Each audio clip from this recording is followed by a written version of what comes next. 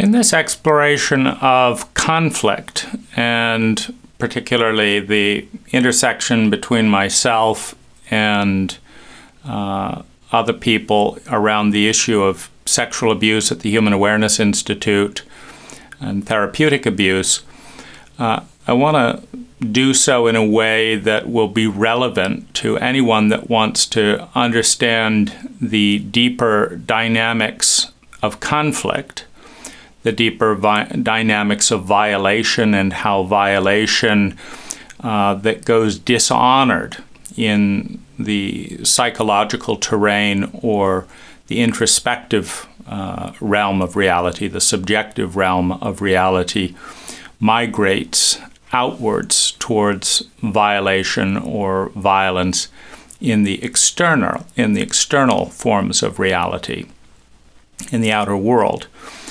I want to begin with the central drive of every human being, which is that we want to feel sustainably good and we want to avoid feeling chronically bad. This guide, which one could say is instrumentally guided, you could call the human heart and the human body and the human mind a triad of measuring feeling sustainably good in tension with feeling chronically bad, and hurt feelings, pain, suffering of all kinds goes into the latter camp, and well-being, growth, love, integration, healing goes into the former camp, and that the various values that every culture has held to one degree or another, whether it's excellence is an asset to competence, which is an asset to the masculine expression of love, creating and sustaining well-being. Incompetence leads to failure, leads to dis-ease, leads to pain. And when you perpetuate a pattern of behavior that leads to chronic failure, chronic pain, you have an alert system within the mind, within the body, within the heart that says you're off track of the game of life. The game of life being to realize sustainable well-being in complex, interdependent relationships that lead to more and more sustainable fun with its various derivatives of love and pleasure and gratitude and safety, the fulfillment of human needs, survival, security, love and belonging, self-esteem, the development and realization of one's talents, one's unique gifts. If there's trust in the universal or ecological medicine system, then as things culturally or ecologically move too far to the left, as the wheel gets weighted to such an extent that it takes more and more energy to grow and move forward with momentum, that what is born on the planet are antidotes, are diversities in consciousness, in bodies, in thoughts that help to restore symmetry, that help to restore balance, because geometrically or mathematically speaking, the sphere is the most elegant. It is scientifically the most efficient form to transport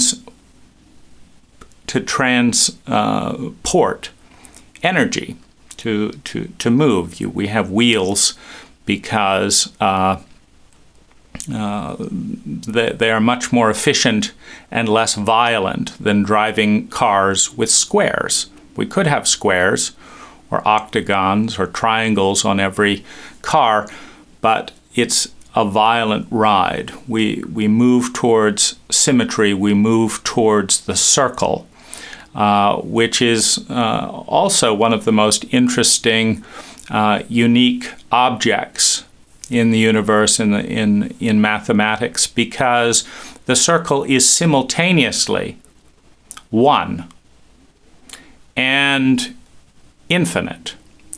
Because when you build a circle, you either say this is a circle, or you construct it out of an infinite number of dots, out of an infinite number of lines. When you carve a crystal sphere, it's angular initially, and you start slicing off the big parts and then keep going down and keep planing it until you get some semblance that's close to this ideal of symmetry. And the more perfect the symmetry, the more graceful the transportation device is. We also know that human attractiveness is geared towards symmetry, that people who are considered attractive mates have more symmetrical faces than people who do not, reflecting the mathematics within the body. We are instinctively organized to seek well-being sustainably and to avoid chronic pain. And that path leads us to symmetry. It leads us with symmetry to grace. And it leads us to intelligence, which is the efficiency with which energy is transformed into human sustainable well-being. In other words, I know of no other metric that is acultural that you could apply, that when people understand the concept, would say that it is better, objectively speaking, to take a path that takes large amounts of time, large amounts of money, and large amounts of natural resources to chronically increase the suffering in themselves and other people. And when we understand the mathematic viral patterns of, for example, the dissemination of the disease called violence, Gary Slutkin, an epidemiologist, has tracked the way that violence, which emerges out of violation, meaning people don't just go around shooting and hitting people. People feel violated, number one.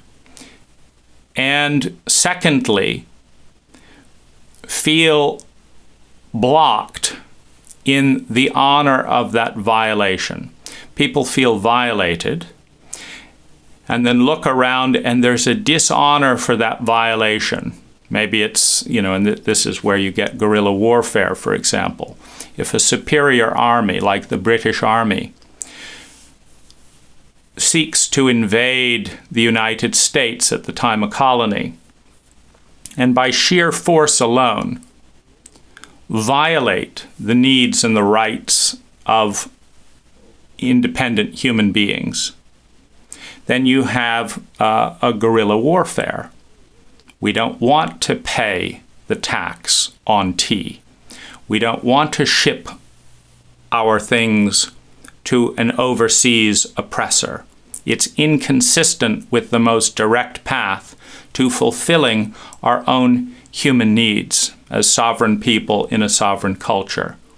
And so when that need is violated, when there's no response to this argument, and the potential of a new democratic republic is violated, and it is valued, then you have violence. you have a war, and you have the violation of the standard tactics. The U.S. military, in its various aggressions around the world, violates core values, core needs in large numbers of people in the territories it seeks to dominate, in the cultures that it seeks influence. When that is not respected by a superior military force that does not listen to what is violated, violence escalates. And much like the United States was considered a terrorist rebellion, because the skirmishes were not on the terms of infantry lined up with uniforms, because the United States could not afford such terms, such uniforms, or that to win the battle in that way. They did guerrilla warfare, which has been rebranded now that other cultures seek to rebel against the dominance and suppression of the largest military enterprise on the planet. That has been rebranded terrorism. But the more that you terrorize people in any region, on an individual level or on a collective level, the more important it becomes for those individuals to destroy the power structure that violates and dominates core values, including sovereignty, and which cannot be won by conventional methods. When you have abuse in an imbalance of power, and refuse to attune to that which is being violated, you manufacture guerrilla warfare, terrorism, rebellion as a means of inflicting pain that is felt on the inside of the rebellion, of the insurgents, of originally the United States, to when my pain doesn't matter to a superior force, then you change the rules in such a way that when you hurt me, you feel some of that pain. And this is the breakthrough. This is the breakthrough in a sociopathic relationship, is when there is a balance of power that is reestablished, in this case through repeated violation on both sides, to a point where there is a mutual acknowledgement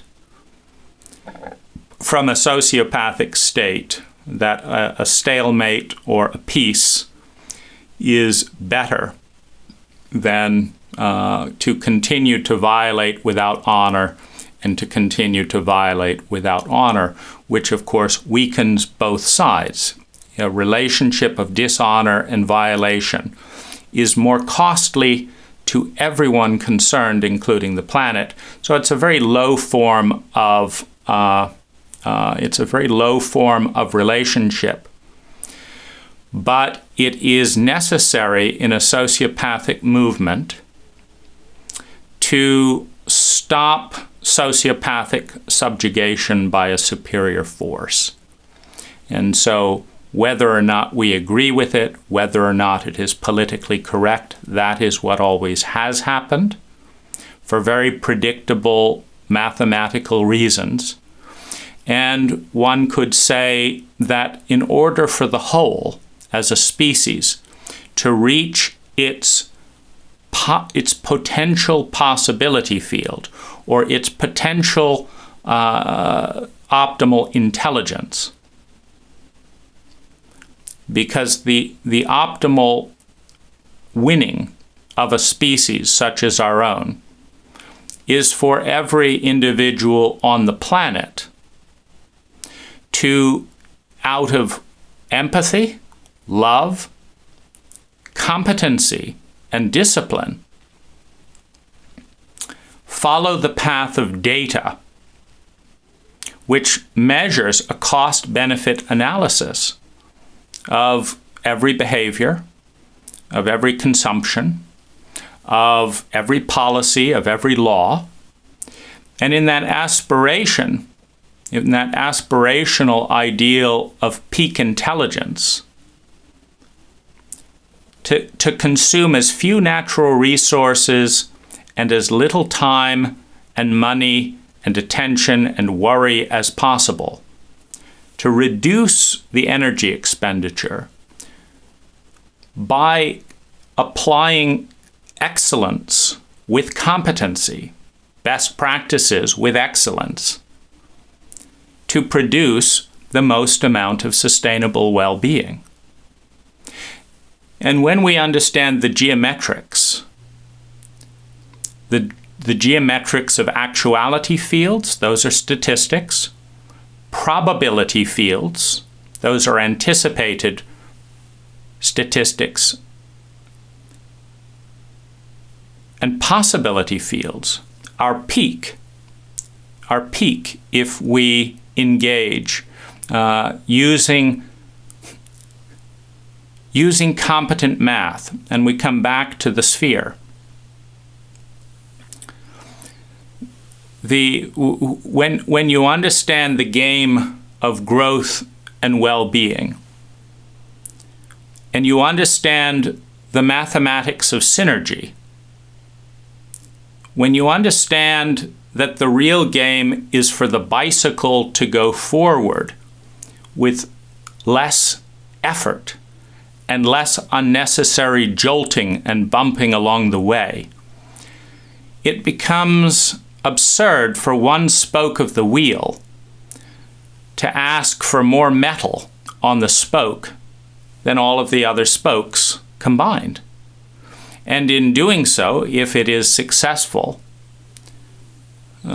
slow down the momentum of the bicycle and also shake up the ride.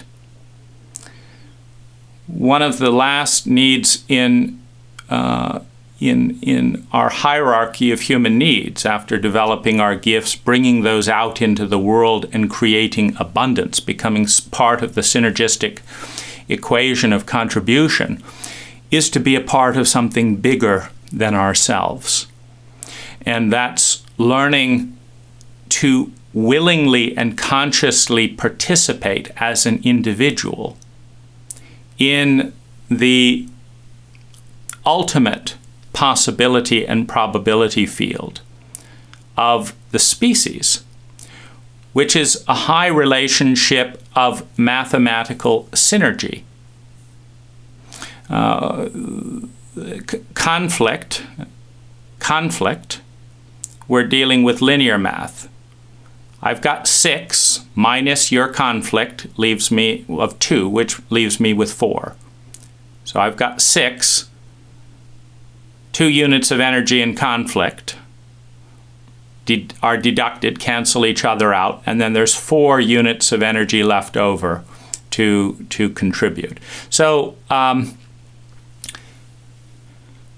you move from unconsciousness and violation leading to pain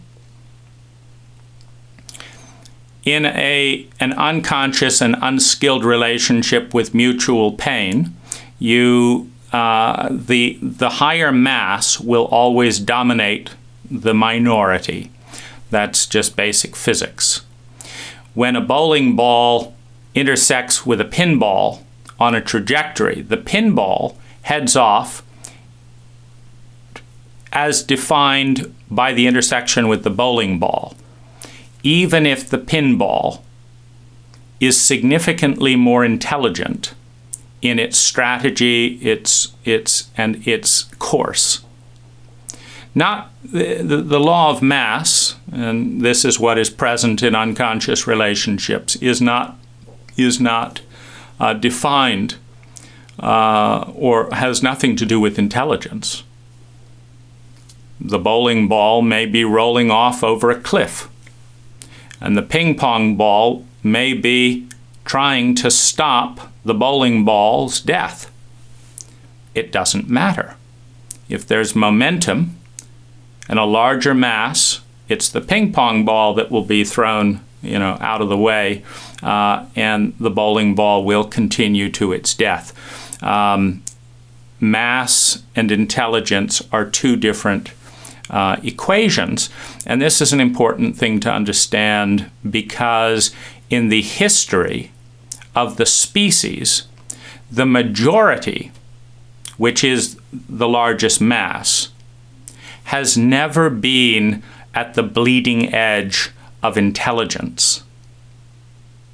Because the bleeding edge of intelligence is an evolutionary stance, which means it's in motion, which means it's on a bell curve. So what happens with new ideas that are more intelligent than the old ideas is they go head to head with the largest point in the bell curve, which is the status quo, which is the norm. And most of those new ideas are exterminated, underfunded, ridiculed, ignored, and the bowling ball carries on its course to its demise. However, every single idea that has been adopted, the idea that women should have the right to vote, the majority didn't think so a few hundred years ago. It was a more intelligent idea that was held by a small minority who paid a very high price to actually confront the bowling ball, which means inevitable dissolution, inevitable violation for the individuals involved, but which also begins when you have intelligence plus articulating talent, and you have a level of consciousness capable of grappling with the intelligence. You have a bell curve of adoption, and since we're a capitalist cult, this is tracked most nicely in the adoption of products. There's the crazy people doing stuff that almost no one believes in. Then there's the first kind of adopters of in European countries, these were the royalties. And they're not always. Every trend that and meme that catches on is also not necessarily, just because it moves from a minority to a majority, doesn't mean it's intelligent. You can look at the top hat. Among all the various hats that were created, many of which consumed less material, were harder to knock off, didn't cause you to stoop as you went through the very low British doors, which, in the 400-year-old buildings in England, you still have to lower your head to go through some of them, and imagine trying to do that with a top hat. But the deification of royalty, which you could call a misdiagnosis of intelligence, considering that many of our leaders and presidents consume vast amounts of private and public energy to very little effect, often making things worse. But royalty adopted the top hat, and now everyone wants to be like royalty. And so now everyone's wearing a dumb hat that knocks off as you walk in the door, that's hard to store, that when it falls off and gets in the mud is hard to clean, etc., etc. And but nonetheless, for that meme to catch on, you still had to have some fool who, it's probably the chauvinism of height. the chauvinism begins with a set of values that men happen to be statistically better at. And one of them is being tall. There are more tall men than women. Well, let's emphasize that in a chauvinistic cult. Since tall is good, and men are good because they're tall, well, let's just make taller men with top hats. And so it's the tension between intelligence and cult or culture is the tension between data and dogma.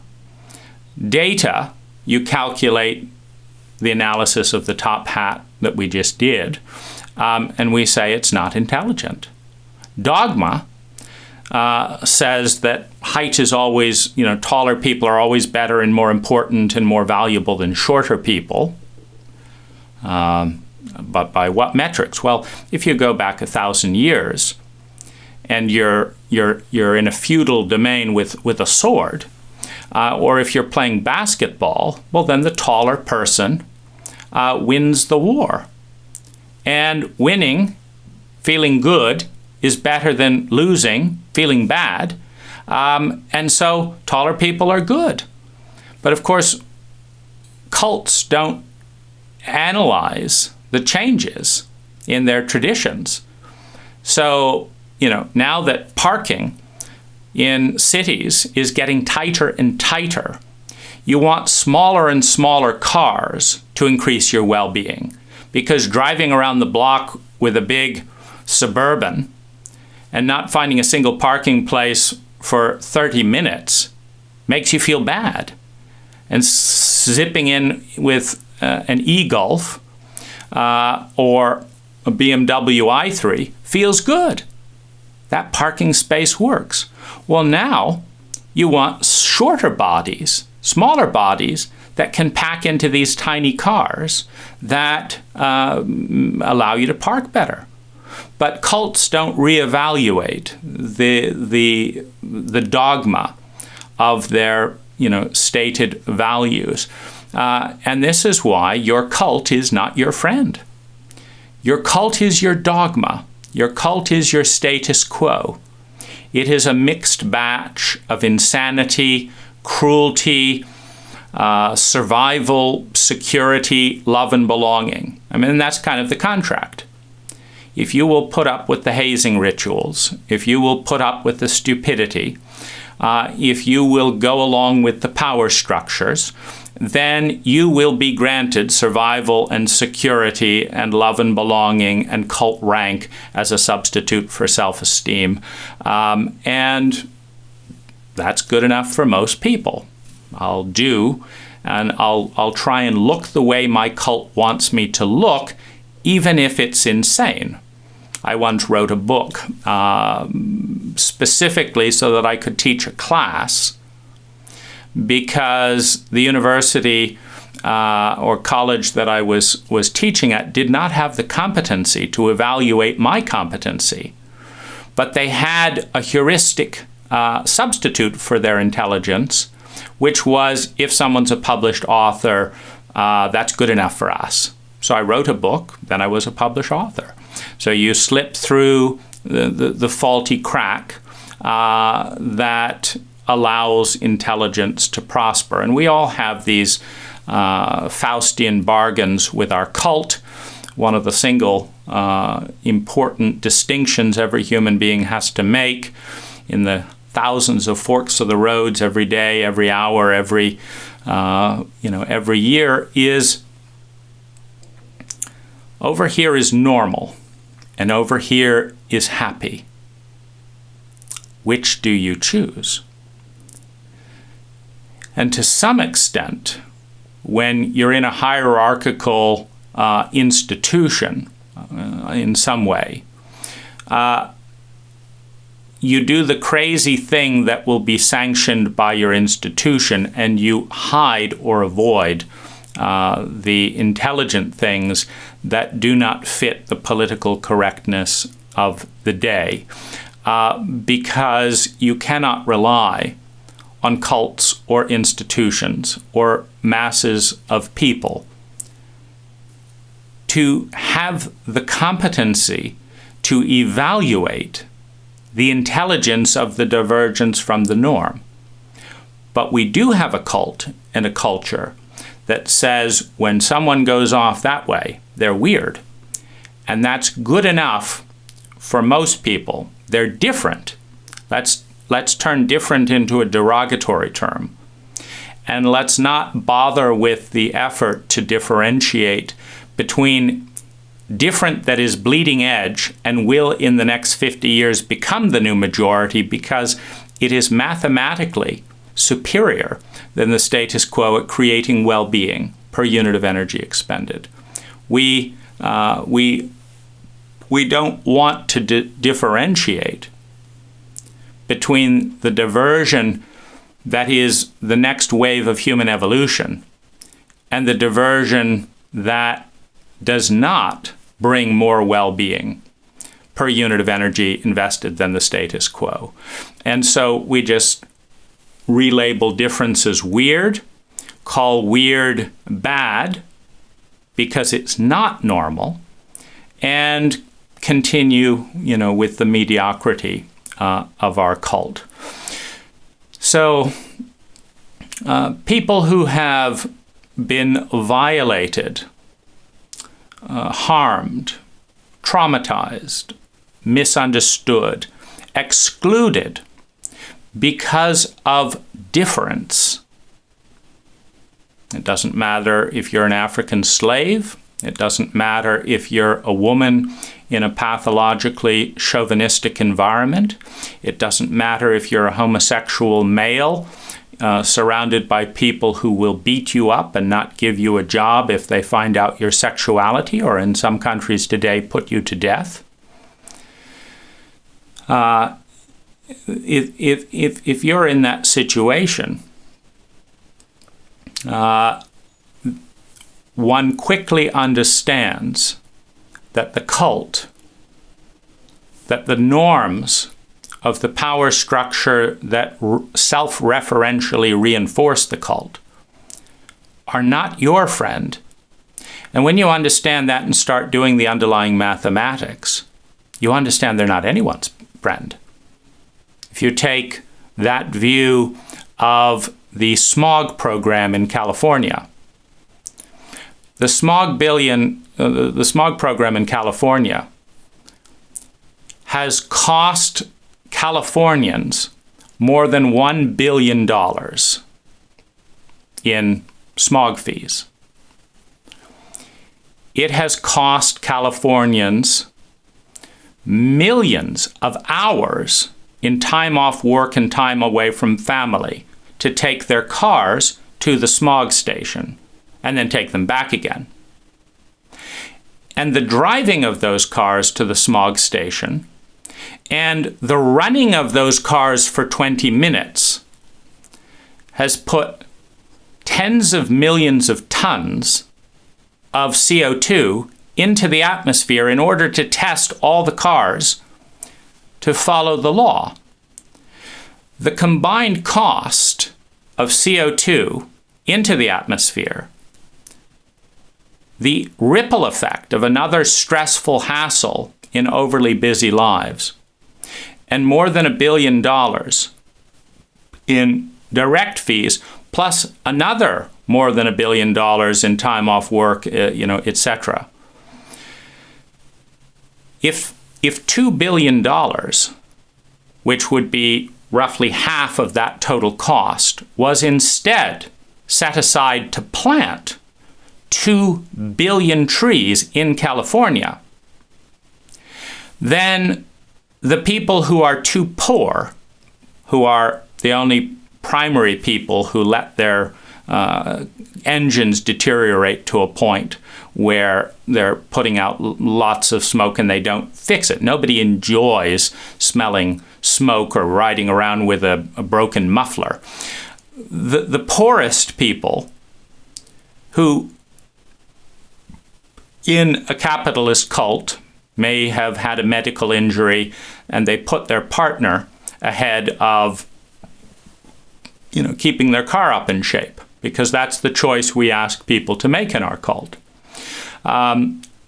then the poorest people who can't afford to fix the 1% or less of cars that are major offenders would not be affected in this at all. And when they had the money, they would, of course, upgrade their vehicles. We always do. People who have the means are generally buy a new car every 5 years.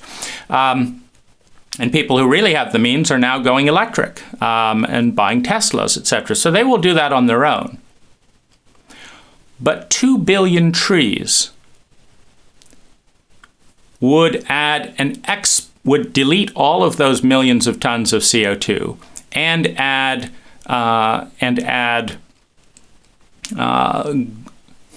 they would stabilize weather patterns, because weather patterns are determined in part by temperature volatility, which is determined in part by tree mass, because trees are insulators. Trees are like foam in a house. The sun hits bare dirt and rapidly heats it up, and the heat bounces off and it creates a windstorm.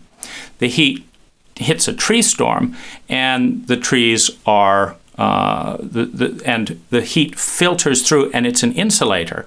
So wind is much less volatile. So you have benefits in global warming. You have reduction in gale force winds, which means reductions in insurance costs, which means looking out and seeing greenery, which means better air quality. And also, you feel good about it.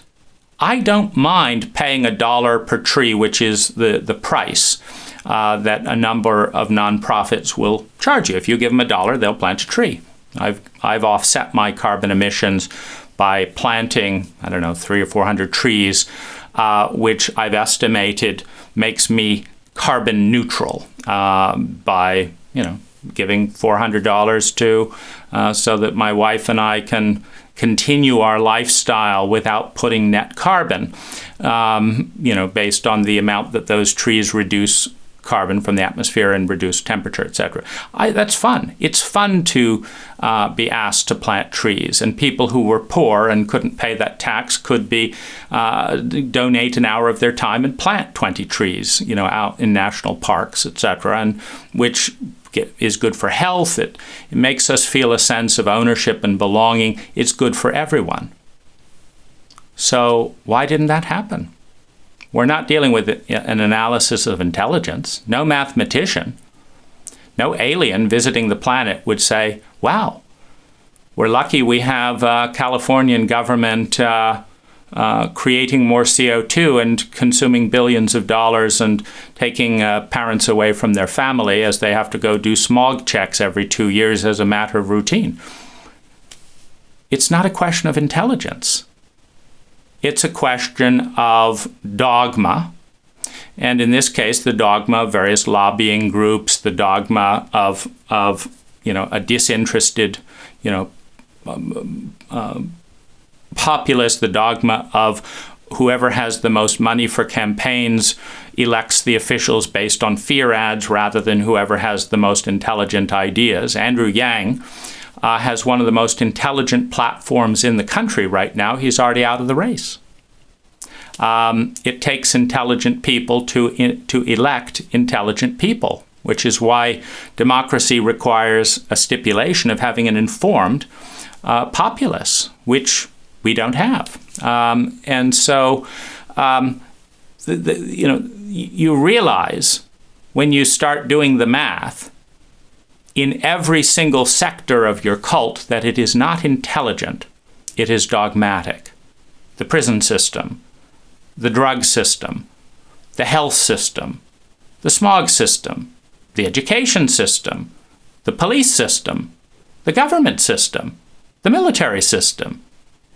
You have the same level of chronic stupidity, spending vast amounts of energy to create worse results. And then none of these people want to look bad, including our parents. And so they just slap some nice label and say this is progress.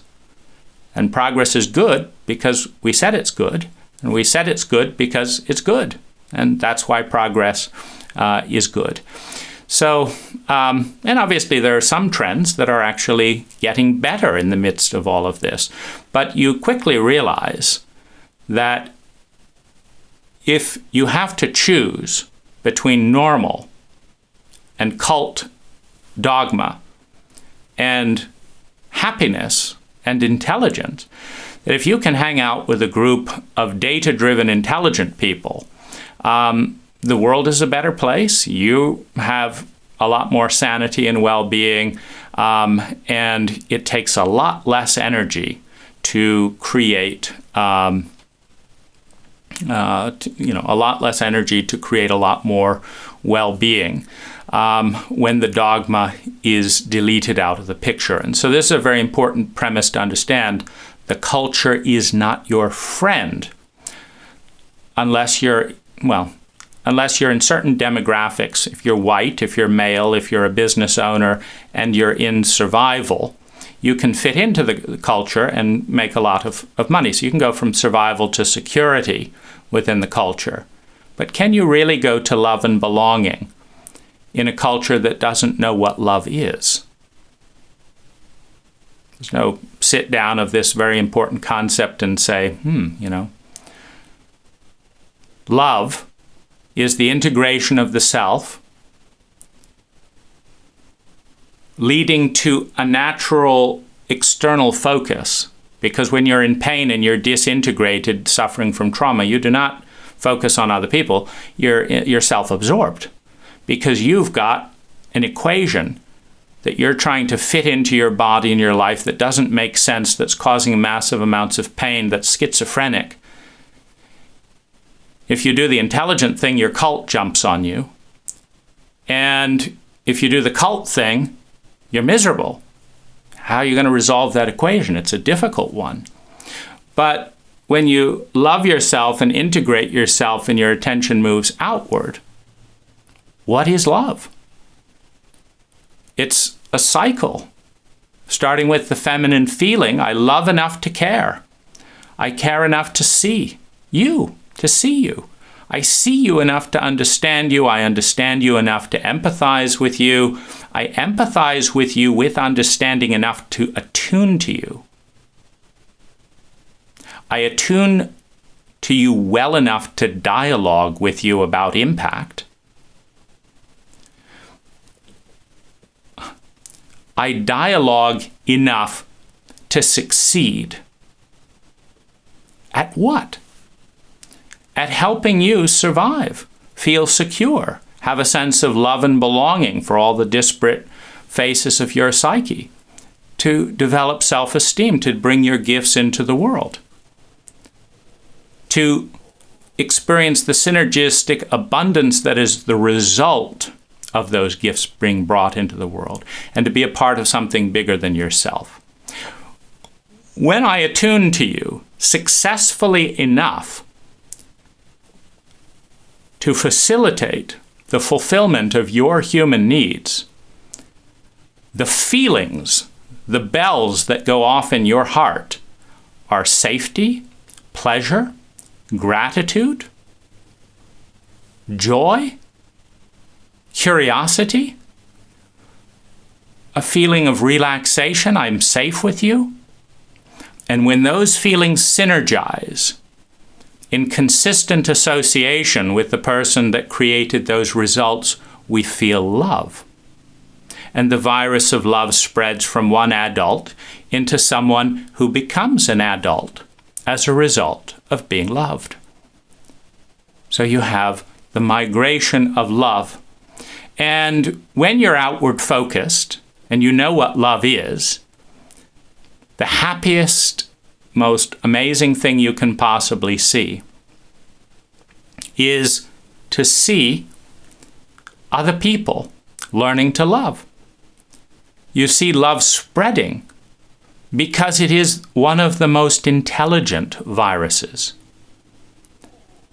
Meaning, if we had adult love in every person over the age of 25 in our planet, or even in 30%, there is an exponential opening of as the possibility field for the high geometries of efficient well-being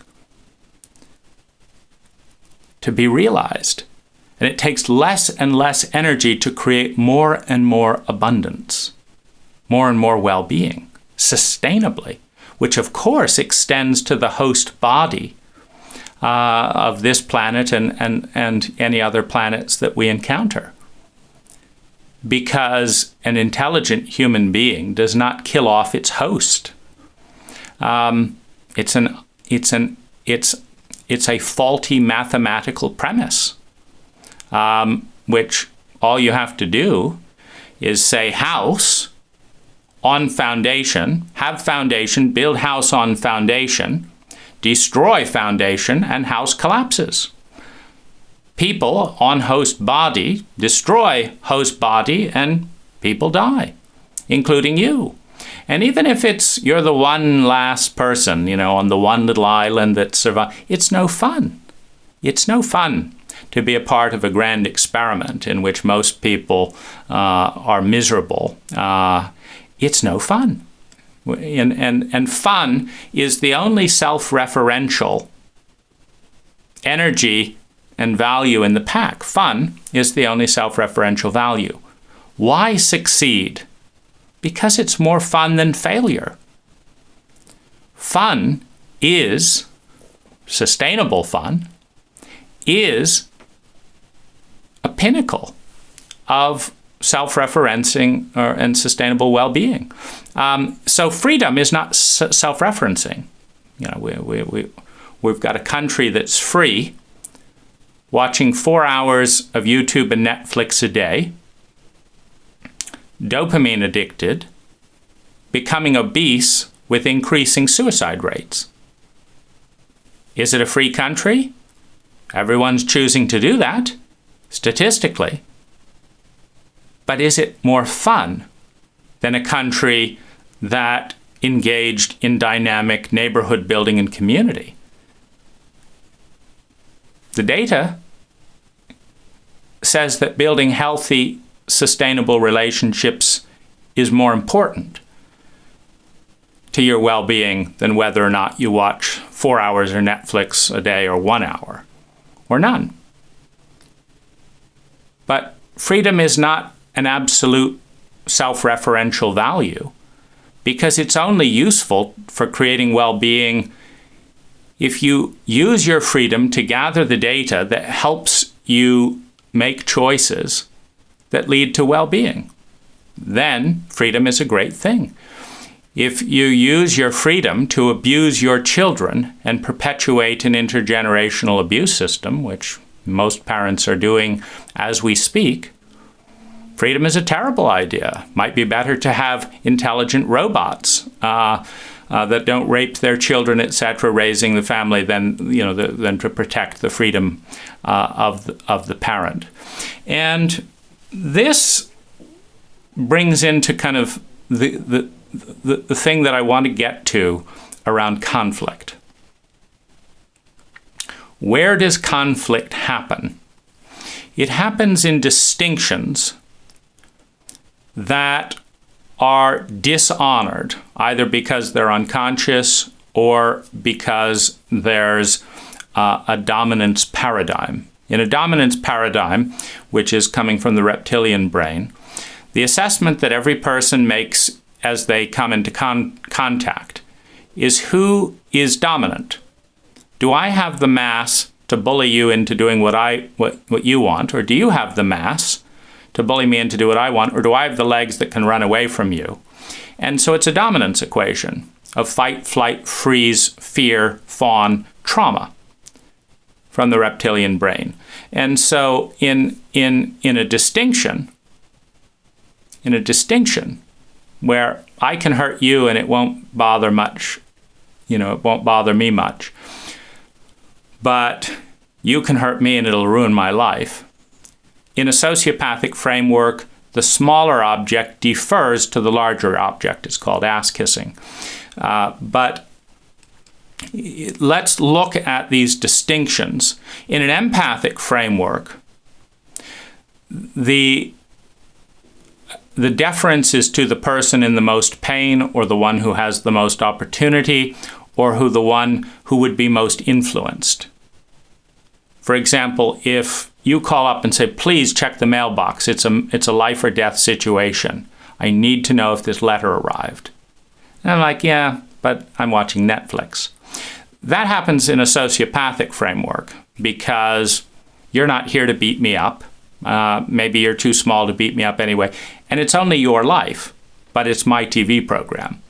In an empathic framework, there is an intuitive assessment of, is the cost of you getting out of your chair, putting down your beer, going out to the mailbox and looking through the mail and telling me what I need to know so great that it's worth ruining my life for? And if not, go do it immediately. That's empathy. Intelligence is not always empathic. Intelligence looks at the underlying mathematics. In this case, they would arrive at the same conclusion. More well-being would be created if you alleviated this person's suffering, plus you'd get up and be a little bit less obese by the time you walked back from the mailbox. And so the intelligence equation matches the empathy equation.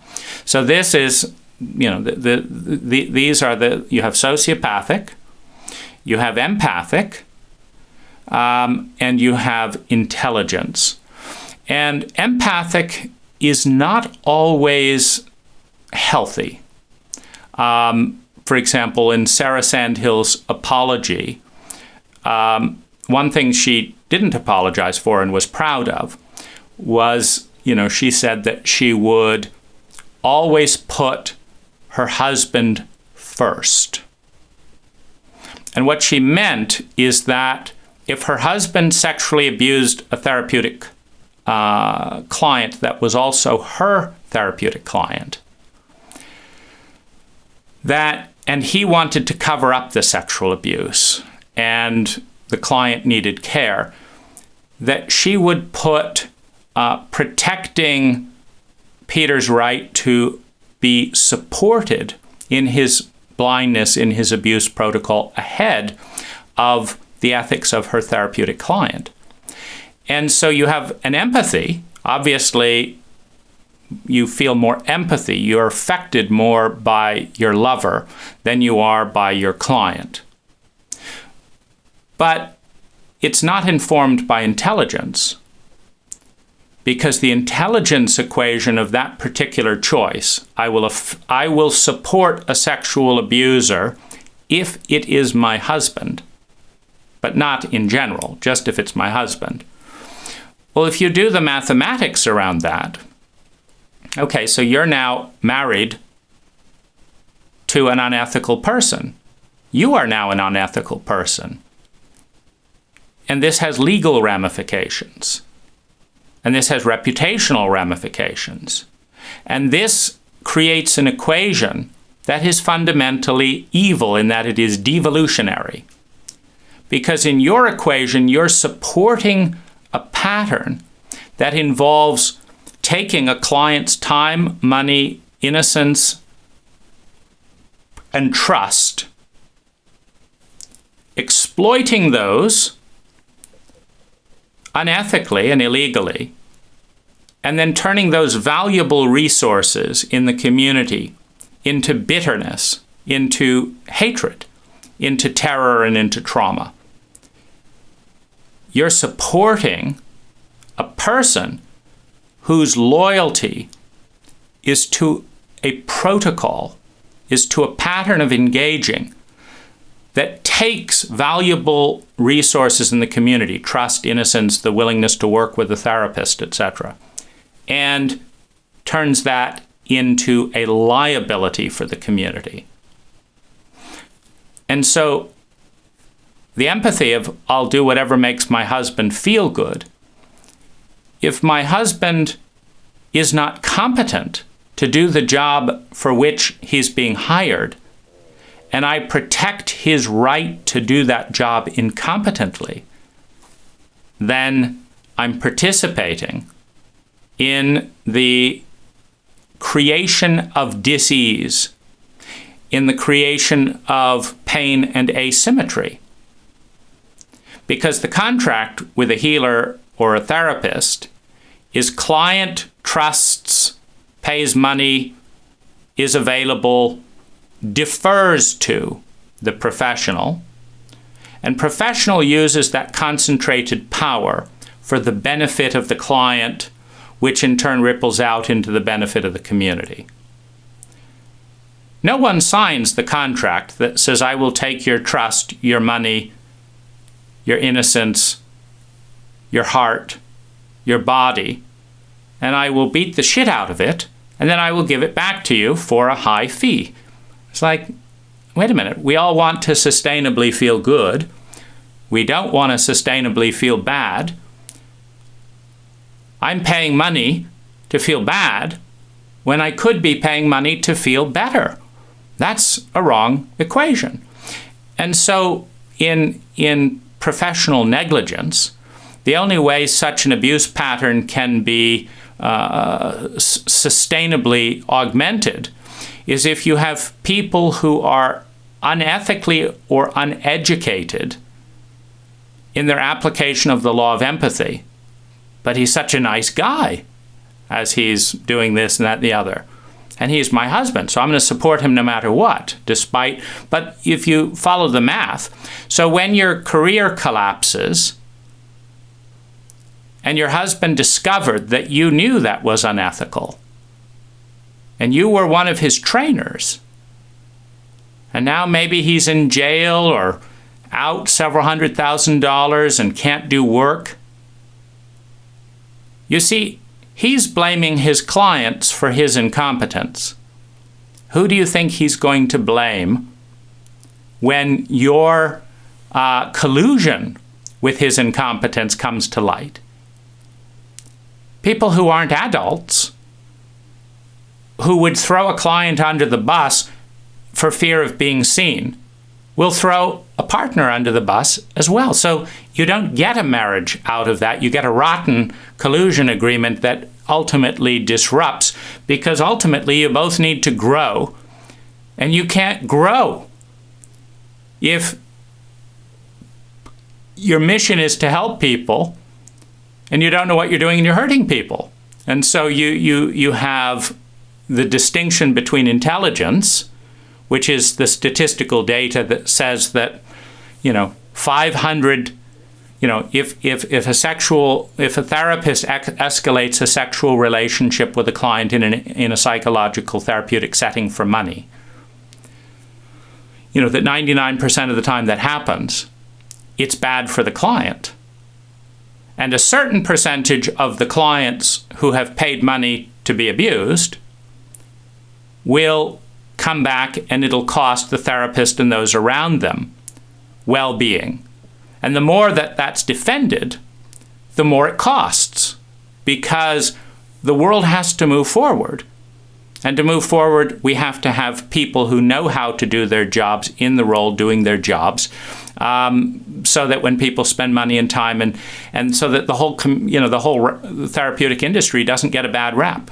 Whatever you do, don't see a therapist, is not good for the therapeutic community.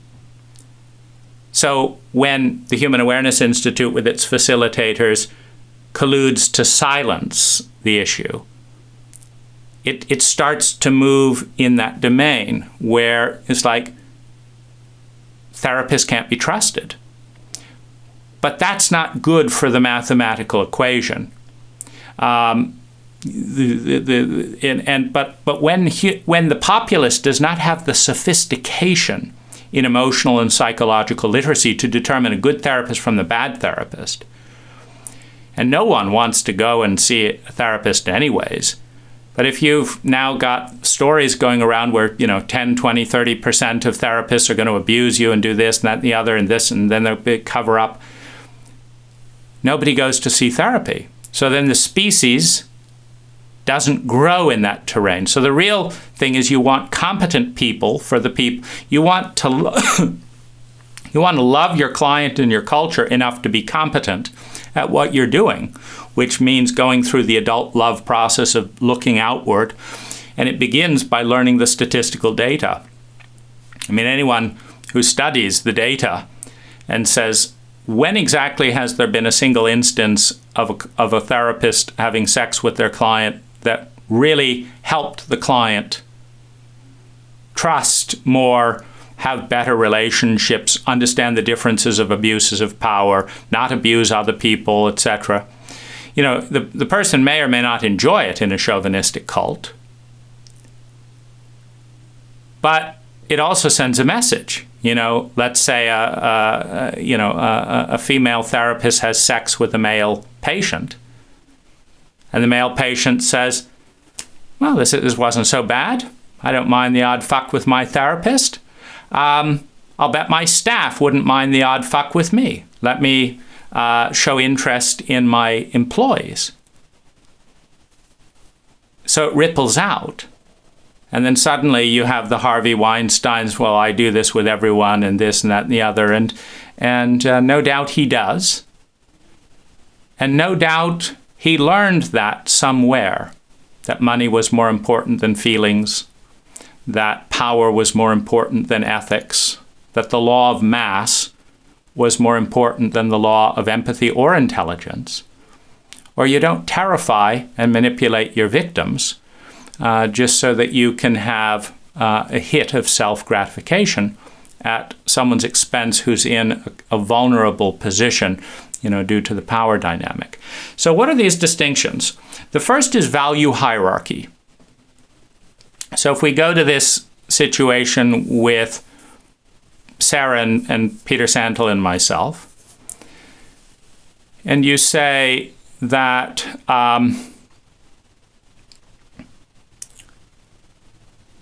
in this case, you have making my husband feel good and not rage at me or not criticize me for not supporting him, so making my husband feel good right now, versus making him feel good long term. So as a result, you know, what's the result of Sarah's collusion with Peter Sandhill's abuse? Well, it's heading towards court. That's the result. Something I've never done in my entire life. I don't like courts. I've never been sued except by the Human Awareness Institute for publishing this information. And that's a little tongue twister, the Human Awareness Institute for publishing this information. Awareness, suppression. You know, and you get that kind of insanity when you're in dogmatic thinking because you don't analyze it through the lens of mathematics. You analyze it over what other people do. And people in power in this cult suppress stories that they would find embarrassing, even if it is completely, you know, unethical, hypocritical, and insane to do so. And ultimately, you know, as in Harvey's case, cost them his career and his, you know, freedom to be outside of prison. So we have value hierarchy. And so we can look at, for example, is sociopathic and the reptilian brain valuable? Well, without it, our species wouldn't exist. The reptilian brain is 200 million years old. It calculates dominance and mass calculations and determines whether to fight, whether to flee, or whether to freeze, or whether to fawn, depending on that calculation. And that keeps you alive. It's a beautiful day. You're swimming naked in a magnificent waterfall. It's heaven. You see a little wriggle in the water. Your eye goes there immediately. And as soon as you see a snake, everything else vanishes. And you prioritize survival, which means running from the possible threat, over you know, all that perfection. And so the reptilian brain is better than nothing, or it wouldn't exist. Now, the empathic brain is better than the reptilian brain. There is more well-being, meaning if Sarah was a reptile, her enjoyment would be lower than doing what her husband wanted her to do. Or what she wanted to, you know, to her sense of protecting, you know, the marriage.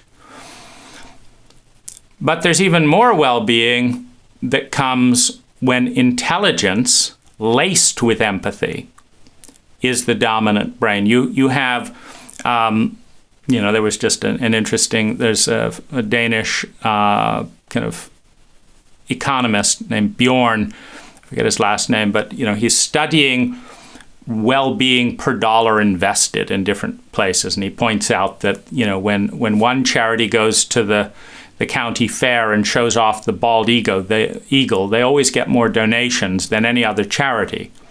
But their return on investment per dollar donated to that charity, the amount of sustainable well-being that comes out of that dollar, is much lower than some of the other charities that don't have any particular they don't have a bald eagle to display, nor do they have a fun cartoon. So when you're dealing with empathic instinct rather than mathematical intelligence analysis, everyone feels great donating to the charity with the bald eagle, and pays a high price as the amount of human well-being related to that charity is much lower than the others that, people say, well, I already gave to the bald eagle charity, I'm not going to donate to, childhood trauma, it doesn't make me smile. But the data, that's where you transcend the short-term empathy of the experience. You could think of something like this. Who on earth, with a paradigm of intelligence, wants to make hour after hour of video in a cult that doesn't want to deal with it? In a cult that is, at the same time that it's saying, we don't have time for watching all these videos, sits down and watches 4 hours of Netflix and has plenty of time for that and plenty of time to do all the... Who wants to sit down and do this? It's not empathy. It's a very cold environment. One is met with a great deal of apathy and hostility. It's very cool. But it's a high level of intelligence. So the feelings are transcended counterintuitively to invest lots of time in one of the most uncomfortable and unpleasant domains, because its mathematical correlation to well-being is so high statistically over time. So you have a value hierarchy. So this is a distinction. You have your value hierarchy about, is freedom more important to you than fun? Is fun more important to you than freedom? Is feeling good right now more important to you than feeling good longer? They can tell how wealthy a child will be. They put a 5-year-old girl in a room and they give her a cookie. And they say, if you don't eat it before we come back, we'll give you 2 cookies. And please don't eat it. And the girls that don't eat the cookie, statistically speaking, this correlates to deferred gratification, are wealthy people by the time they retire. And the people that eat the cookie right away have immediate gratification and never make the long bets. So if you value, a stable, wealthy middle class, then you value deferred gratification over immediate gratification. But that's a learned form of intelligence. And it's only so far, because our cult takes this to extreme. Go to a school you hate so that you can train for a job that you hate, and then work a job that you hate. 77% of Americans don't like their jobs. So that when you're old, you can go and have fun doing nothing. Well, it's a very weak equation. People who retire die faster. That's a terrible, that basically ensures a large amount of misery from cradle to grave. And then when you're old, we'll send you off to an old folks' home where low-paid staff can humiliate you with impunity by communicating in 1,000 different ways that they're bored and they wish they could be anywhere else but by your deathbed, while your young folks can be off, happily working the jobs they don't like.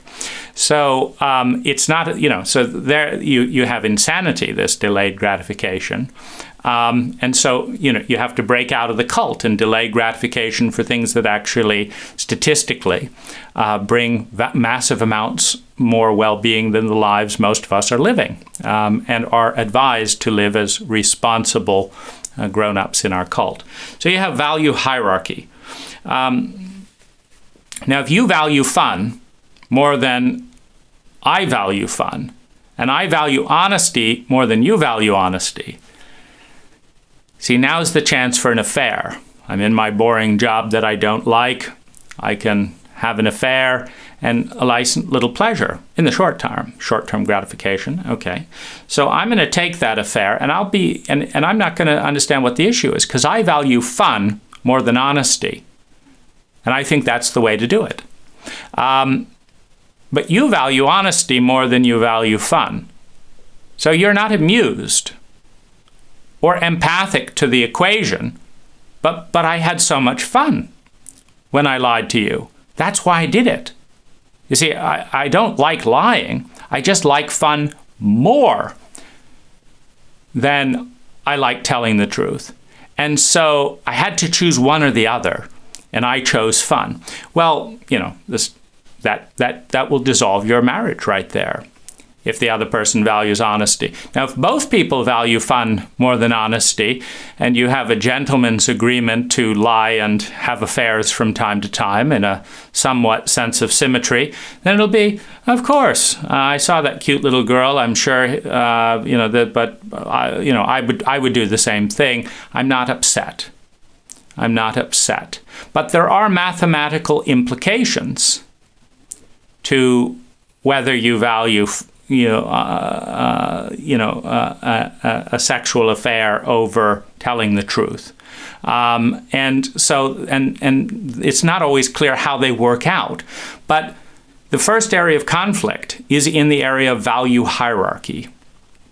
And in an unconscious cult, I have never been asked in my entire life in this country, what is your value hierarchy and why?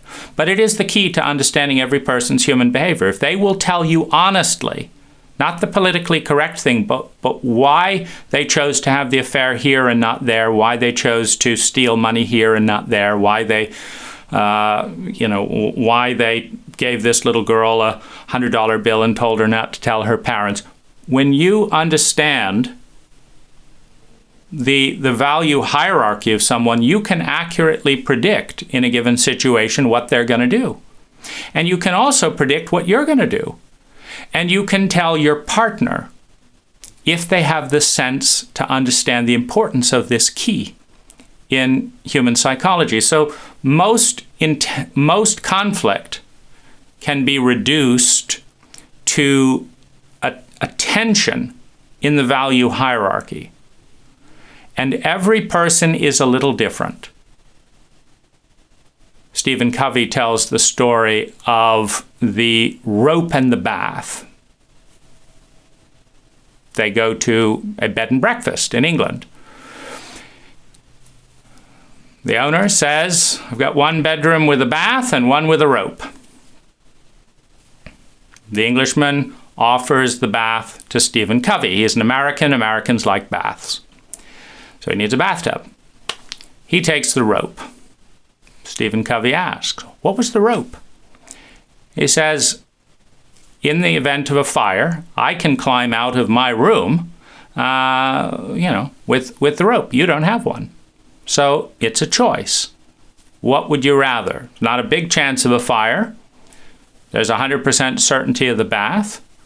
What's your What's your value hierarchy? And some of these things are not a big deal, and you can collaborate, and you know your partner's love language and value hierarchy is different than yours, and you collaborate. This one's a good one for you. I'm going to do this. We're going to separate in this area. We're going to do this, etc. But you need to have this map. If you do not, and particularly if you're dealing with a distinct individual, you will violate a boundary without knowing it if you assume that their value hierarchy is the same as yours. Paradigm. We talked about a paradigm of intelligence, a paradigm of levels of consciousness within the brain, a paradigm of adult love, a paradigm of hierarchy of human needs. These are paradigms. And the other area that conflict comes up is that paradigm does not reveal reality. It reveals a certain pattern of reality that fits within the paradigm. It's like a frame. So if I put the frame here and the frame is looking here, I see you. But if I put the frame over here, I don't see you, I see something else. But the frame and where it's pointed determines what's real to me. And what's real to me is not real to you unless you're unusually open and empathic, in which case, wow, you're totally in my world right now and it's real to you. But this is paradigm.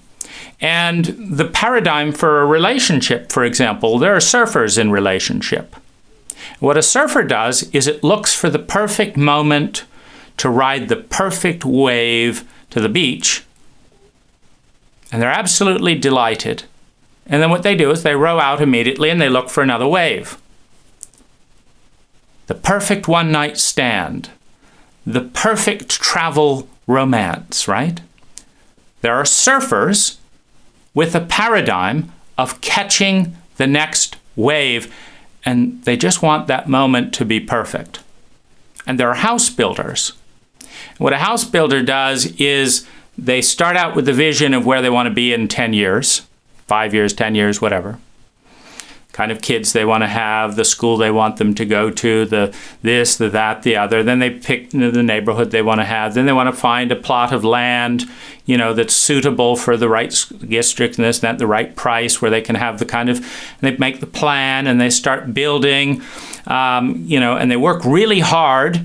After a couple of years, the house is built. And then they're interested in the paint job and stuff, but they're busy laying foundations and tests. Now, surfers and house builders have an interesting interaction. The house builder looks at some of the externalities and says, I wouldn't mind building a house with this person. And the wave rider says, I wouldn't mind going on a ride with this person. And 1, 2, 3 days later, the first wave has landed on the beach. Thank you so much, madam. It was wonderful. I'm off to catch the next wave. Well, this is absolutely infuriating to the house builder. What do you mean? I haven't even shown you the plot of land yet. I mean, you didn't even ask me how many kids I wanted. And so paradigm is another area of profound repeat violation. I have this paradigm, and you're not asking about it, and I'm not telling you. You have this paradigm, and I'm not asking about it, and you're not telling me.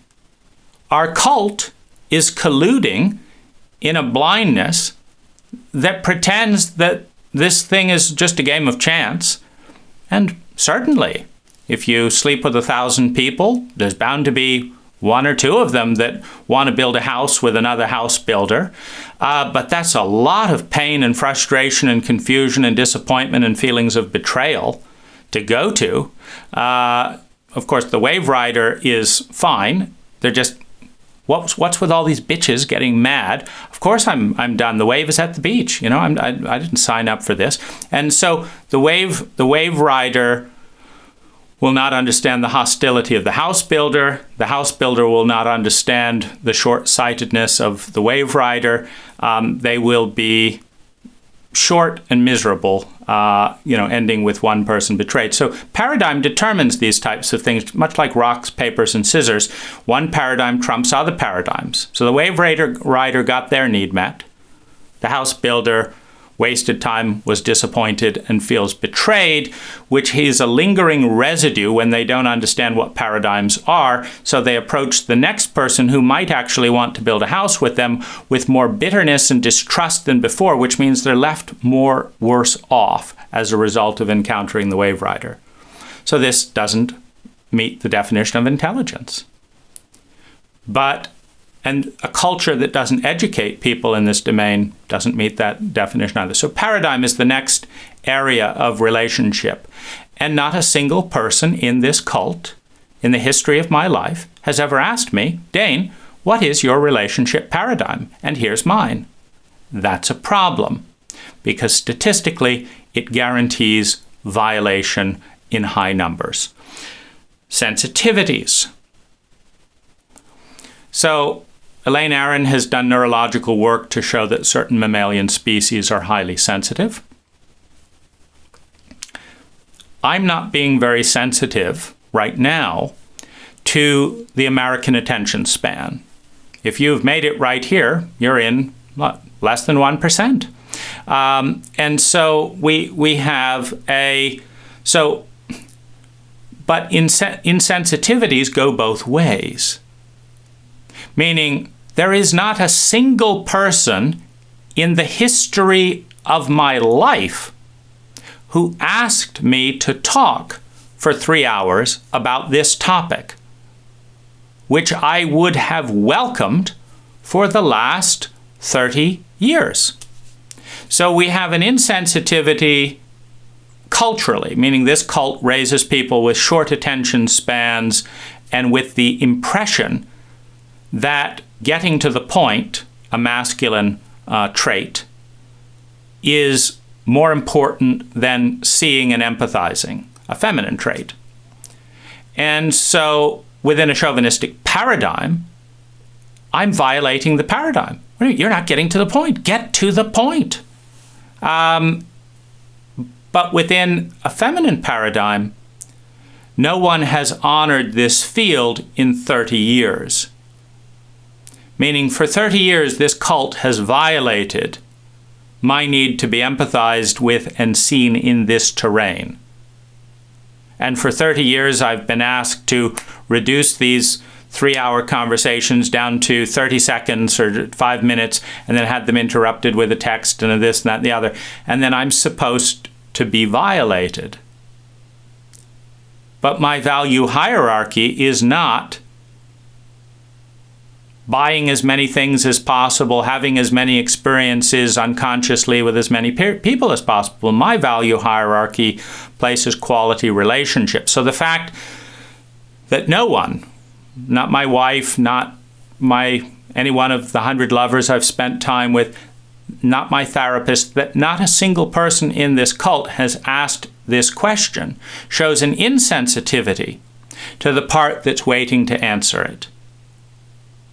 And we ask many of our parts to wait an entire lifetime dormant because not one key is put into the door to let that part out. And in a chauvinistic cult where the psychological terrain, the psyche, is deranked because it's feminine in favor of the external world, no one even notices that there are faces of the self in locked rooms that nobody even knows is there because no one ever opened the door to know that they were languoring, waiting to come out.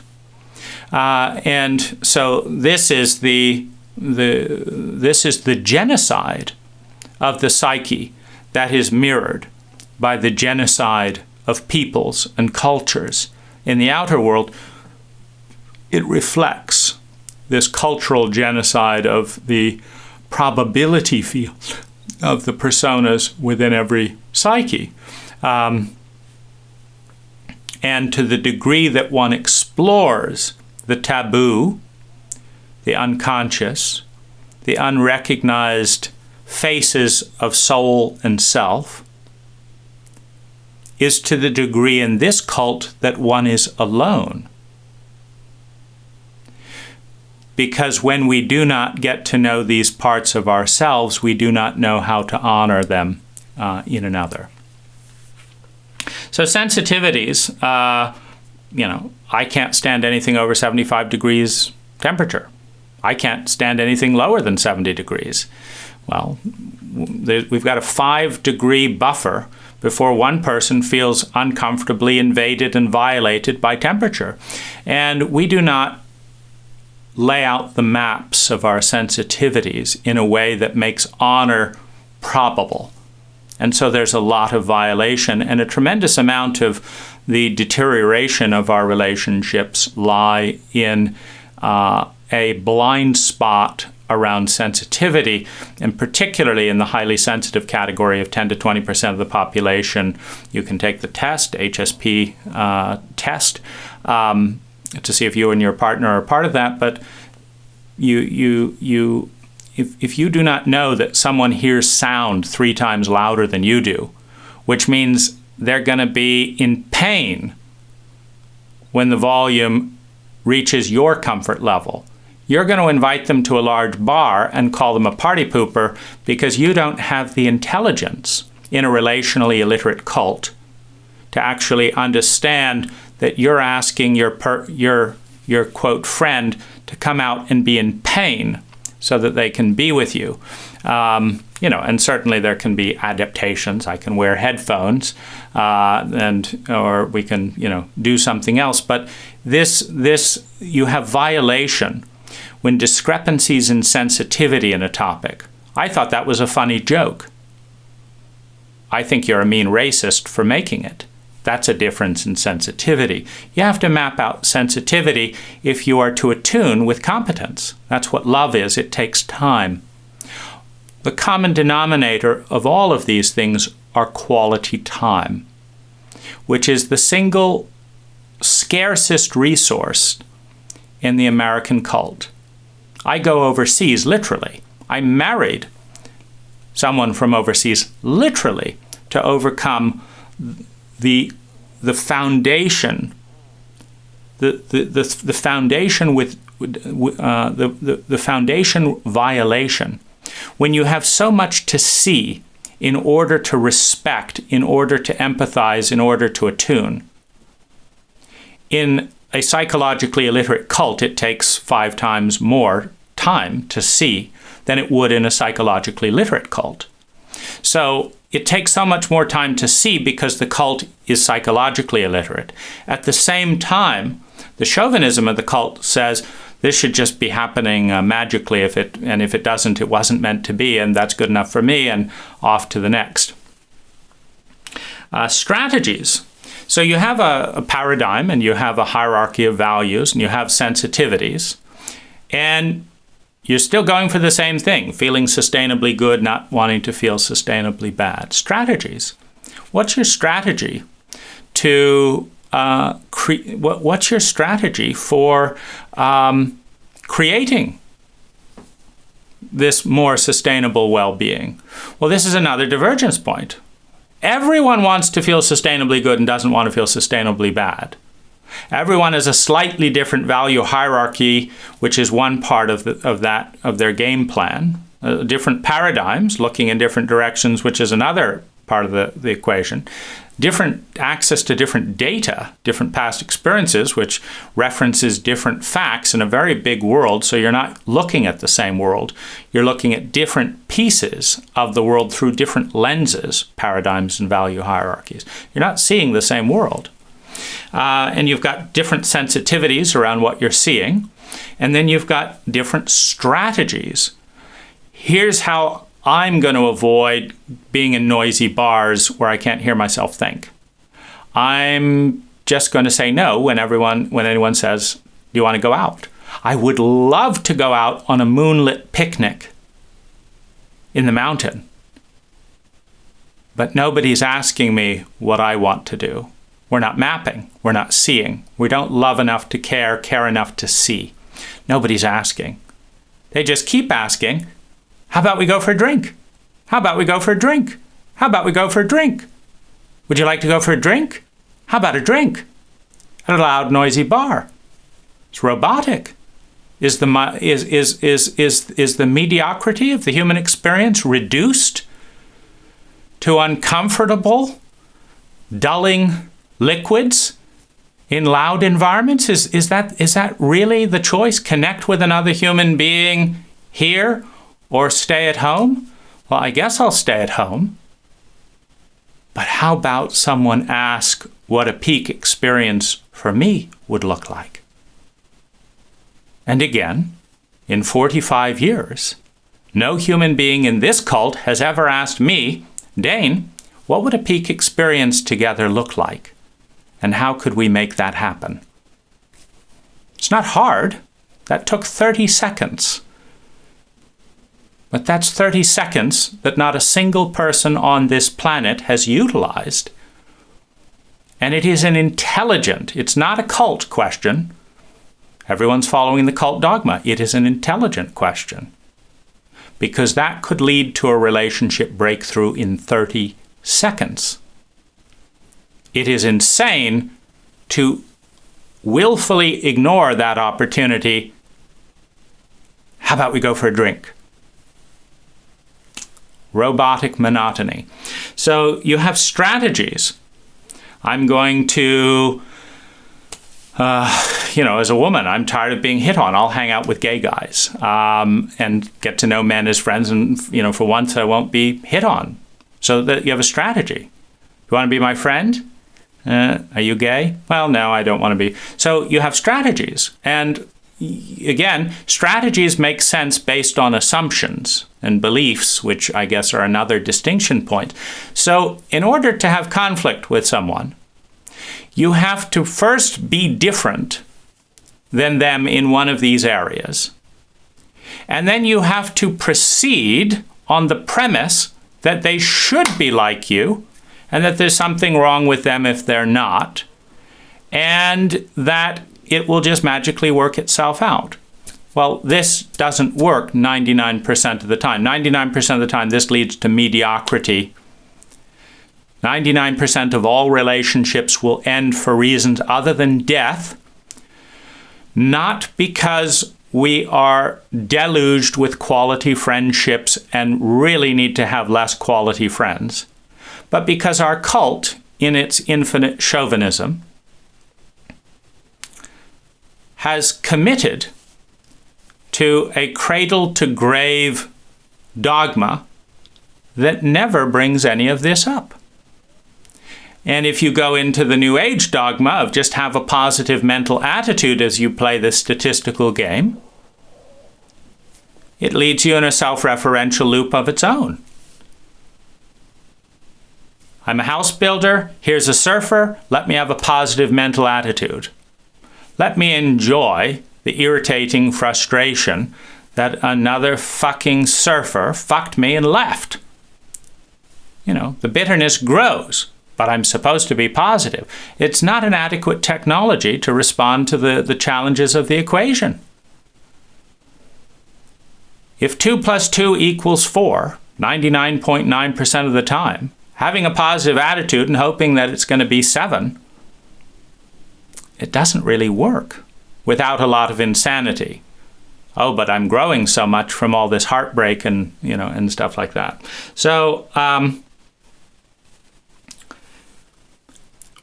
when it is not conscious, every single one of us has paradigms, has value hierarchies. You just look at how and why we choose to do things. Now, it takes some doing, because you can say that you're lazy, for example, when the fact is you're terrified of humiliation, and that thing, you've elevated fear of humiliation as your second highest deity.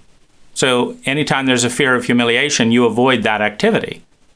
Now, if you call that laziness rather than fear of humiliation, you've driven yourself insane, and you're also not giving your partner the opportunity to actually partner with you, because they're going to give you a motivational thing on how to be less lazy, which what's your next story going to be about why you're not doing the thing now that you've got a motivation thing? And then they're going to get frustrated because you're trying to solve a problem that doesn't exist.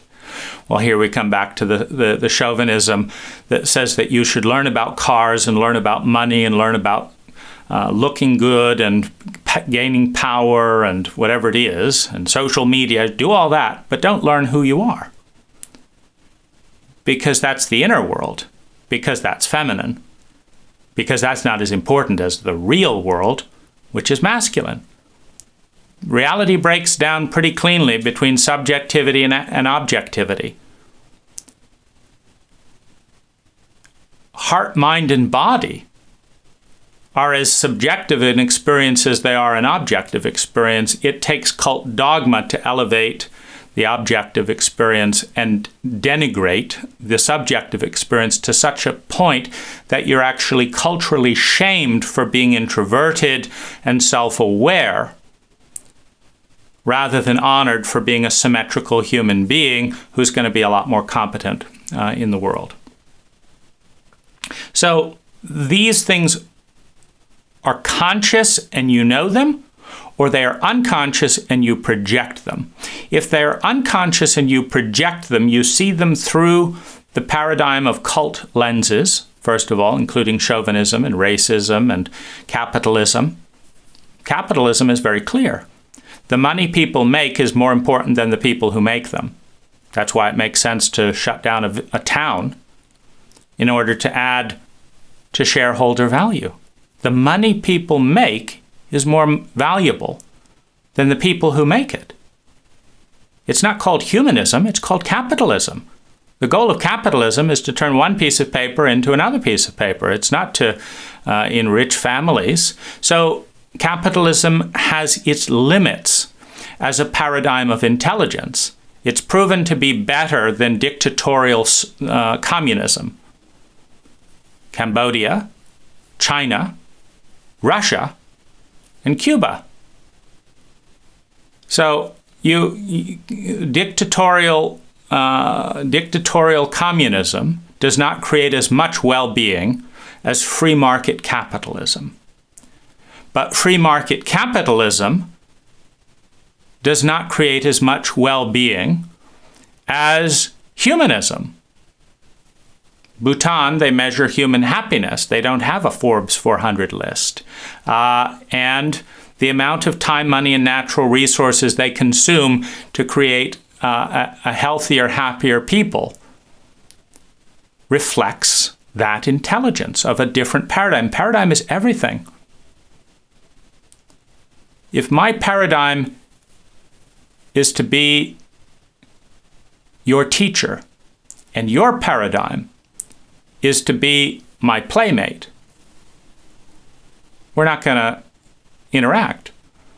Or if my paradigm is to be your teacher and your paradigm is to be my teacher, and I'm in an either-or paradigm. You see, there's a both-and paradigm, which is not a chauvinistic paradigm. It has room for both. But chauvinistic paradigms, it's which one is it? It's one or the other. It's not this one, it's that one. So if I want to be a teacher and you want to be a teacher, then one of us has to be wrong in an either-or paradigm. In a both-and paradigm, you don't have to choose between teacher and student. You say we're going to both grow together. And the best way to grow is to teach what I know and you don't, and learn what you know and I don't. Well, now we have a both-and. We can both be teachers, and we can both be learners, and we can both grow. So it is a more sophisticated paradigm in the probabilities it produces. In the same way that 2 plus 2 does not produce as high a number as 20 times 20. One's lineal in a smaller amount. The other is exponential in a larger amount. And so it's not all up for grabs that everyone is equally right in every frame. If you are playing the capitalist game and you're number 1 on the Forbes 400 list rather than number 400, that's better. That's objectively better. If you're playing the well-being game and one person can create 3 hours of well-being and the other person can create 10 minutes of well-being with the same dollar, the former is more intelligent. Of course, given a neutral environment as a backdrop. But that's the goal. That's what we're all aiming for. So the first violation occurs between two people when these domains of distinction are unconscious in a self-absorbed paradigm where if I'm right, someone else has to be wrong. So we're dealing with an either-or paradigm. We're dealing with, we're dealing with a self-absorbed identity. So we're dealing with a child or an adolescent emotionally, psychologically, or a young adult. So those are the self-absorbed faces of self. The adult is the only one that's looking outward at least as much as they're looking in. So we're dealing with a younger age psychologically, an either-or chauvinistic paradigm. And why would I bother to know? And so you have, given that it is a guarantee that you and I are different, it is a guarantee that you and I are different in some of these areas, the strategy, the paradigm, etc. If you want to relate intensely with me, be my lover, be my therapist, be my chauffeur, whatever.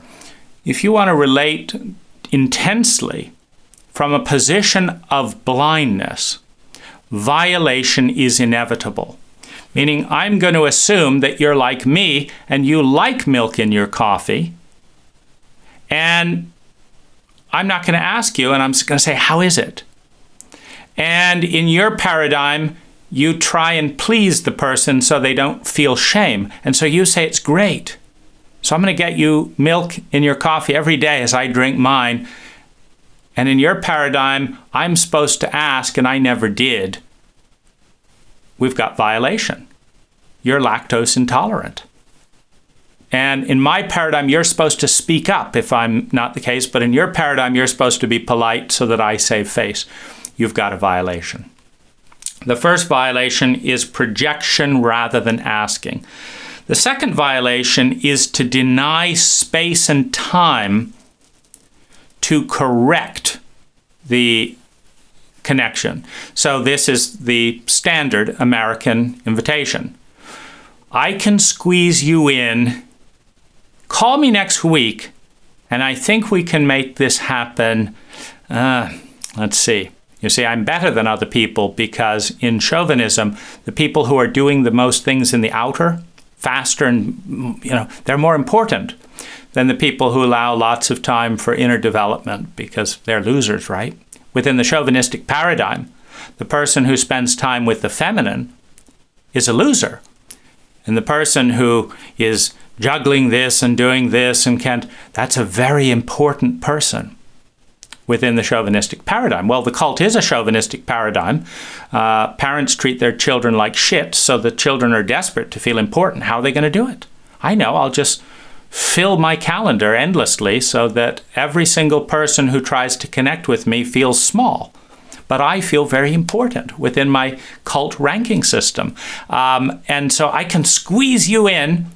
No, I can't. No, I can squeeze you in next month from 2 to 2:30. And I would love to have a great interaction with you in those 30 minutes. But I'm a chauvinist, so I don't know who you are. I don't know your sensitivities. So I violate them right and left within the 30-minute period, and there's no time to sort it out because I'm too arrogant to allow the time to sort it out. And I'm certainly not going to check in because obviously I'm an important person. And if I've had this impact and I'm an important person, you should be feeling great. And the fact that you're not and just quietly go away and decide never to ask me to lunch again isn't part of my reality. Because that was a great date in my reality and I'm not actually going to ask. I don't love you enough to care. I don't care enough to see. I certainly don't empathize with you enough to attune. And so we have complete statistical certainty that there will be constant violation with this busy, busy, busy, busy thing. It's, again, why I go overseas. There's 1,000% more quality, spontaneous time in other cultures around the world, and they're much better at delivering high yields of well-being because you can actually attune before you assume and interact in all these ways that violate, whether it's traumatic sensitivities, faulty assumptions. So the second violation is to deny space to connect this blind spot. It takes about 3 competent hours to get a feeling for someone, by the way. What I mean by that is people I've done this with have told me that I'm the most competent person they've ever met in this type of domain, and I can't do it with a smart person in less than 3 hours. Sometimes if I write it out and skim it with a speed reader, I've done a pretty good job in 30 minutes, but that's like one person in a lifetime. So it takes 3 hours for me to do a decent job understanding you, and it may take you a year to catch up and honor your feminine side enough to actually know the answers to any of these unconscious programs that are governing your life. But the odds that someone else is going to guess what you don't know yourself, not good. So you have chauvinism as a killer. The third need in every human need in human history is love and belonging. And we have decimated the ability to competently meet that need psychologically in our culture for large numbers of people. So we're failing to even meet level 3. And then, considering the millions of homeless and people like that, there's many people we're not meeting level 1 and level 2. We think we're the most sophisticated, amazing cult in human history. We're not even at level 1, level 2, or level 3 with large portions of our people. That's not the people's fault. It is the consequence of applying a cult dogma that veers so wildly from statistical intelligence as, to guarantee failure. But people hang on to their cults pretty closely, in part because you don't have to think, and in part because we're so conditioned to be frightened of the unknown. Every cult's primary goal is to reinforce itself, not to take care of its people, which is why cults will behave barbarically towards minorities that threaten change, without any consciousness of what justifies, this amount of cruelty. So it takes 3 hours to set up a basis so you'd have some sense of seeing someone. And let me tell you how important this is. As I say, no one in the history of my life has ever asked any of these questions. That is a staggering statistic in my eye, because I've looked for decades. And when I ask these questions, the vast majority of people tell me no one has ever asked them. And they're 50, 60, 70 years old. Meaning you can go through this cult without a single human being asking some of the most important questions for your well-being in your entire lifetime. And the blind spot is so thick, you won't even know that you missed something because it wasn't even on the radar as something to look out for once in a lifetime. A dear friend of mine, she approached me and said, I'm approaching you because I'm scared of you. And I said, okay. She said, would you have lunch with me? I said, sure. We had lunch. She said, I have been waiting 60 years for this conversation. I knew this conversation could happen. I've been waiting 60 years for it. I've just had it. I feel fulfilled. I thought we could have another one. And so we did. But I mean, this is I'm not, the point is not tooting my horn. The point is to sound the bell. We, in an intelligent cult, these questions would be middle school topics of conversation building towards relational, psychological, traumatic literacy. It's way more important than algebra. But why do we teach algebra, something I've never used a day in my life? Because we did it before. Because they did it at Oxford. What's the benefit of being free in an independent culture if you do the same stupid things that your oppressors did 500 years ago just because they did them? There's nothing wrong with algebra, but you have a very difficult scientific basis when the statistics say that 75% of your income is in a capitalist cult is determined by your social skills, by going through the entire education curriculum from an abusive household to an abusive school without learning a single competent science-based social skill. Brain function, the law of empathy, what is love, inner stages of development, it just never came up.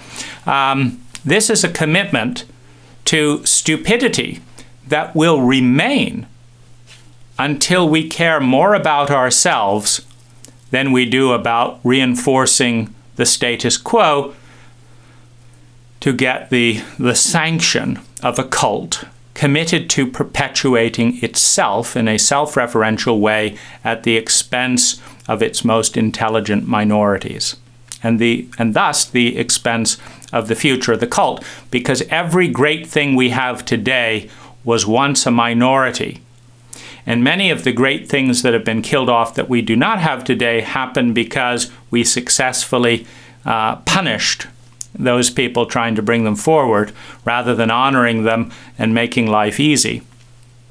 So it takes 3 hours to set that up, about 30 minutes per issue. So why 30 minutes per issue? Let's say that I've established some basis of intelligent relationship. Anyone that wants to get to know me, I invite to spend those 3 hours. This is the basis for most people saying, well, I'd like to get to know you, but I don't want to spend 3 hours doing that. So I'll just stick with my projections, thank you very much. But of the minority that say, thank heavens, a little bit of sanity once in a while, what a great idea. So we have the 3 hours. It still takes 30 minutes. If there's a conflict around a particular issue,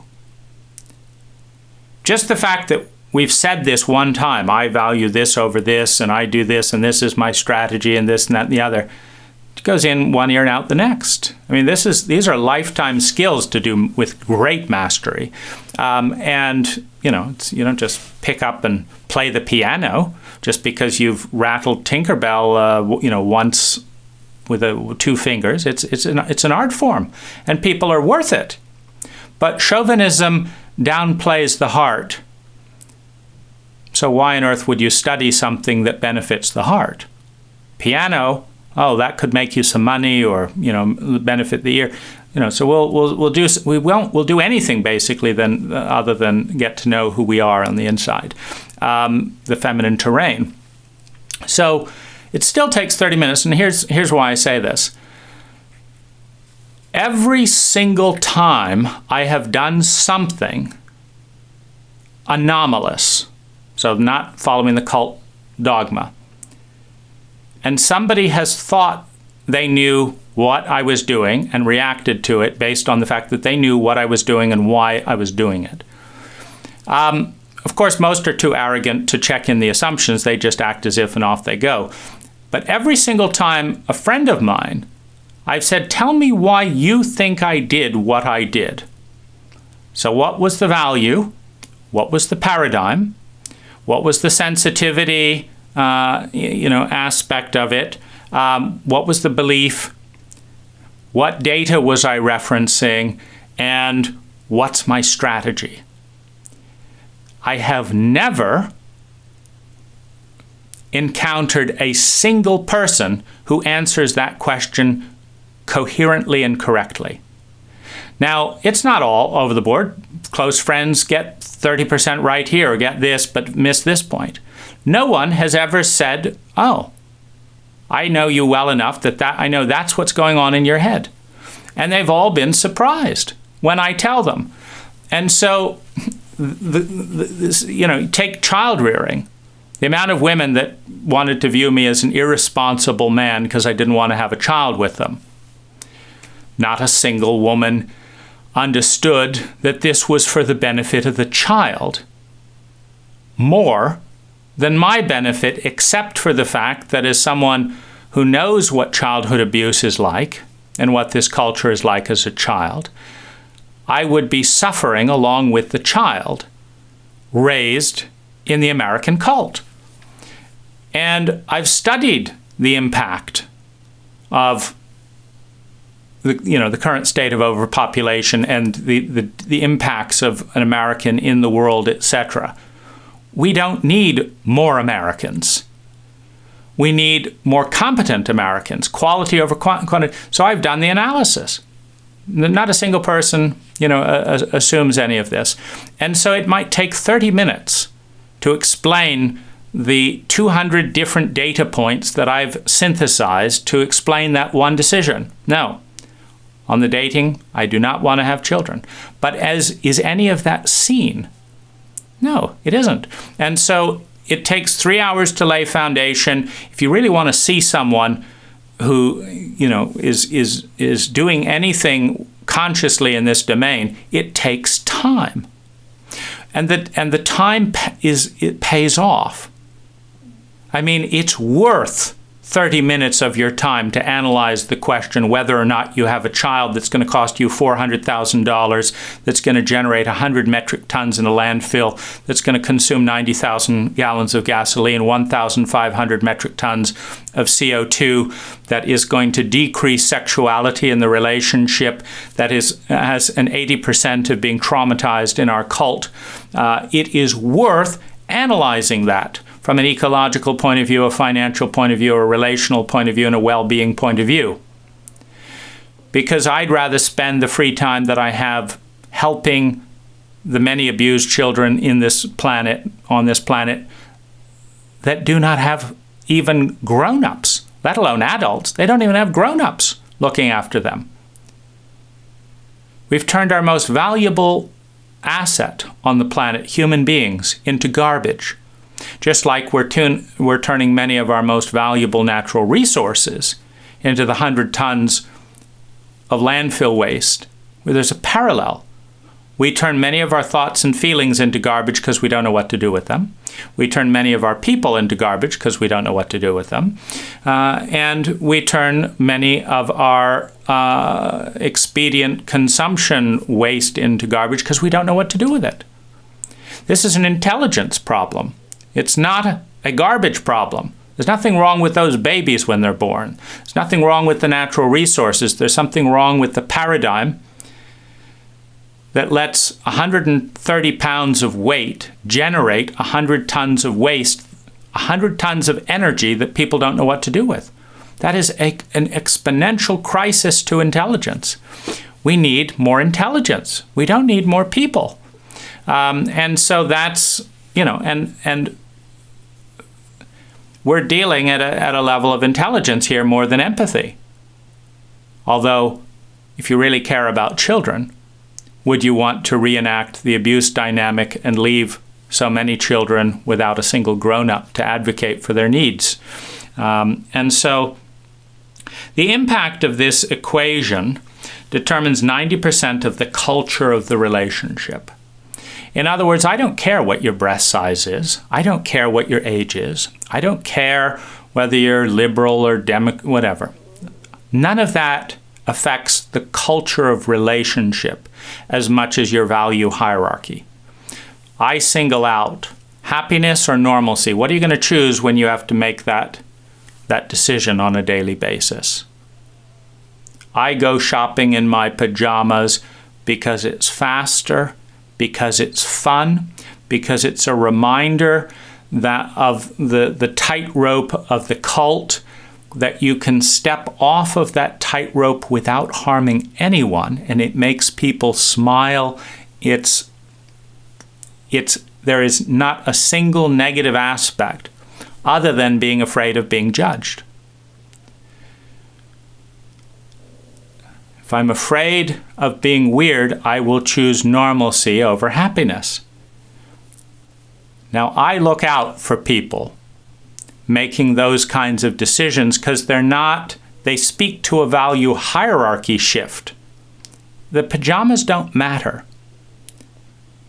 But the same is true if I want to give you a passionate hug in the airport. Are you the one who says, everyone's looking at us? Or are you the one who enjoys the hug and sets an example that more hugging is beneficial in our cult? Happiness or normalcy? There are 1,000 different ways that one tension plays out. I want the person that chooses happiness.